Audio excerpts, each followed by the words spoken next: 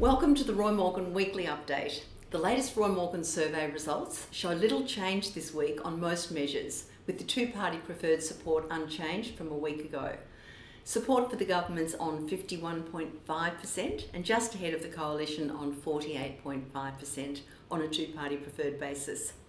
If a federal election were held now, the Albanese government would be re-elected but forced into minority government with the support of minor parties and independents. Government confidence was also unchanged this week at 81, still well below the neutral level of 100 because only 33.5% of Australians say the country's heading in the right direction, while 52.5% say the country's heading in the wrong direction.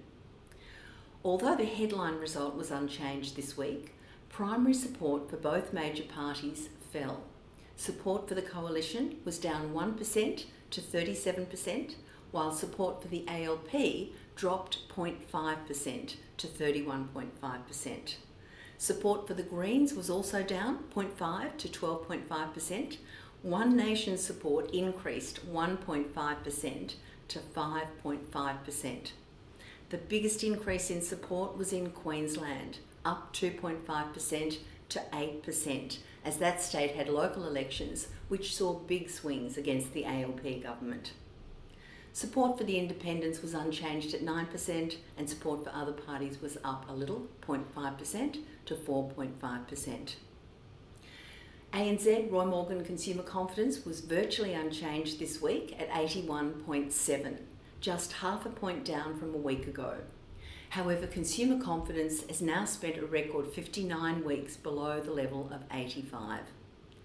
And as we must keep reminding ourselves, although the Reserve Bank have not increased interest rates since November, the momentum in mortgage stress and the cost of living pressures continue unabated, keeping a lid on consumer confidence.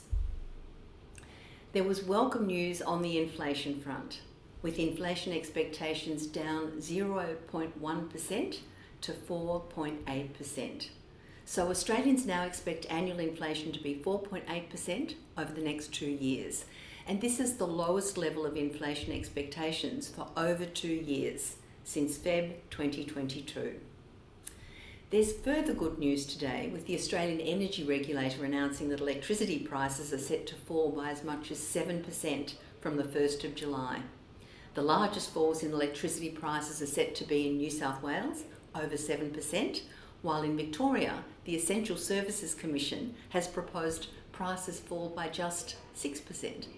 This will be welcome relief to householders dealing with a high cost of living.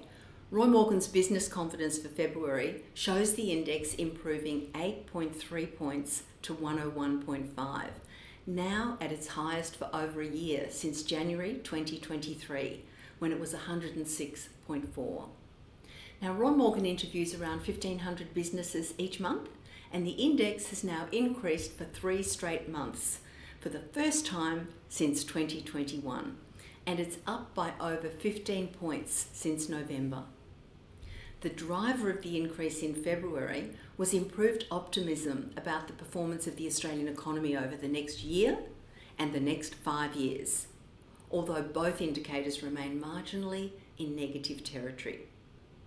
As we know, businesses are generally optimistic about their own performance going forward, and now 42.3% of businesses expect to be better off financially this time next year, compared to 25% that expect to be worse off. Now, a really good metric is this one. A majority, 51.3% of businesses, say now is a good time to invest in growing the business. That's up 7.4 percentage points on a month ago. Over the last 2 months of January and February, a majority of 10 industries had business confidence in positive territory. That's above a neutral level of 100. A really positive result to start the new year. The most confident industry was accommodation and food services, with a business confidence of 128.2, ahead of education and training on 115.4, and community services on 112.7. At the other end of the scale, transport, postal and warehousing have clearly the lowest business confidence at only 61.6. Other industries with below average business confidence to start 2024 include information, media and telecommunications, and property and business services, and agriculture and construction. And finally this week to the Australian employment markets. Real unemployment in Australia was up slightly in February to 9.2% of the workforce, equivalent to over 1.4 million Australians unemployed.